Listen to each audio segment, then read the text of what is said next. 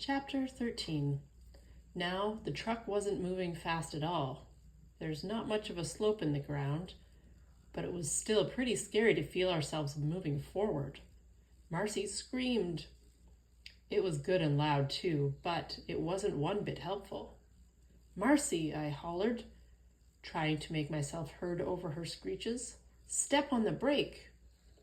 I don't know if Marcy didn't hear me or if she was in too much panic to take in what I was saying, but she decided to do something else.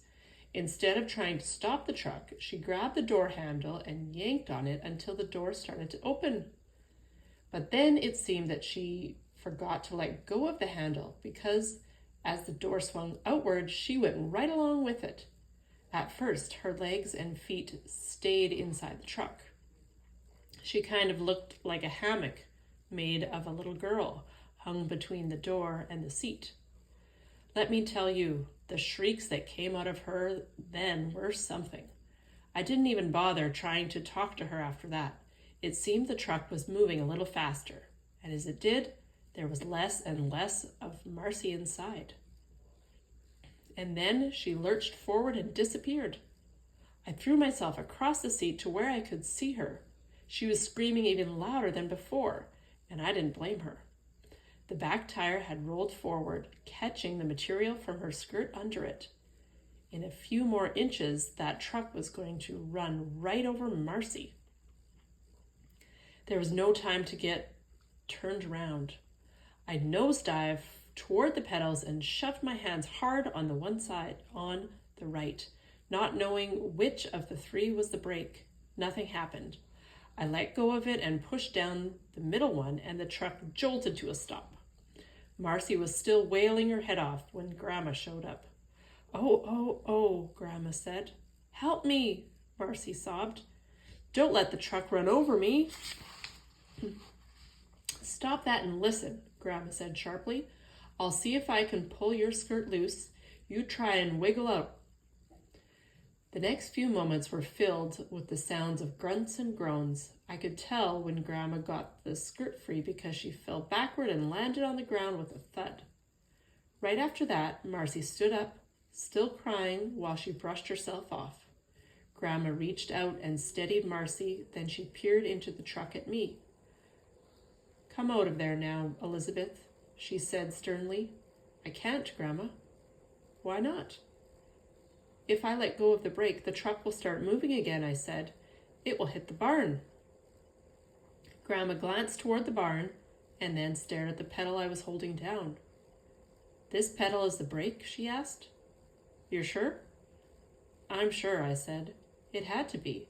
It had stopped the truck from killing Marcy, who chose that moment to speak up. "I told Ellie not to touch anything," Marcy said. "I told her we shouldn't be in the truck at all. She wouldn't listen, and look what happened. Why, she nearly got me killed is what." I felt my mouth fall right open in shock at what the lying Marcy Knowles was saying. But before I could protest, Grandma was speaking again. "Roger will have to come," she said. "He'll know what to do. Marcy, you run through to the third field from here and find him. He's on the tractor, so you'll see him, no trouble. Tell him to come home at once. Quickly now." Marcy hesitated, but she did what Grandma told her. As soon as she was gone, I took a deep breath and said, "Grandma, I didn't..." But Grandma held her hand up to stop me. "I know what the truth is," she said. After a pause, she added, "And something else I know is who screamed and who used her head to do something smart." I couldn't quite believe my ears. A huge feeling of happiness swelled up inside me. The feeling stayed there while I waited, even though my arms were starting to shake from the strain of holding down that pedal. Before long, the shaking had become pain, and it was all I could do to keep from letting go. It seemed to take an awful long time for Uncle Roger to get there. I heard him first, his feet pounding along the ground. Grandma's head turned in the direction of the sound just as he called out, "Ellie!" "Is she all right, Ma?" "She's fine," Grandma told him. "No need to make a fuss." Uncle Roger was out of breath when he reached the driver's side of the truck. He reached in and pulled on something. There, he panted. The handbrake will hold her now, Ellie.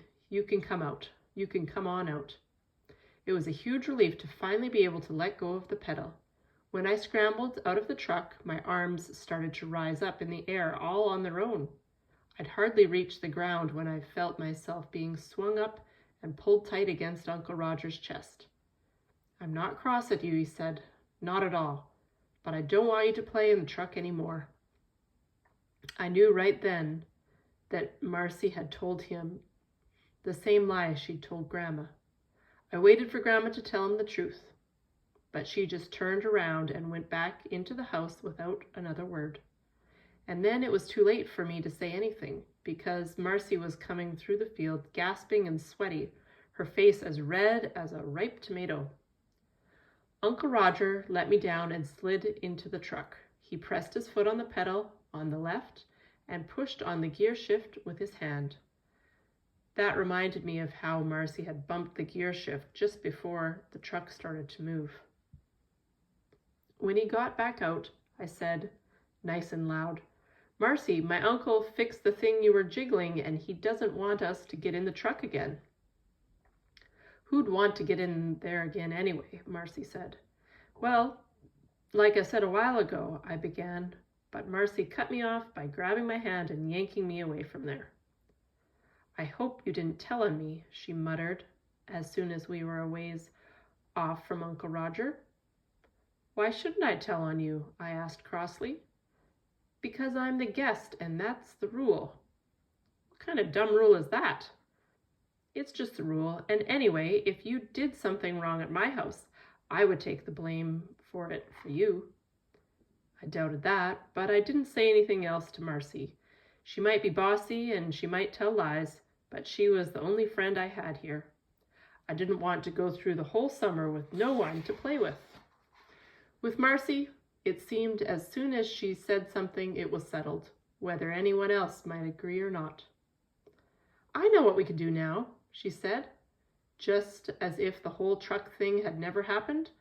Let's go ask your grandmother if we can make cookies.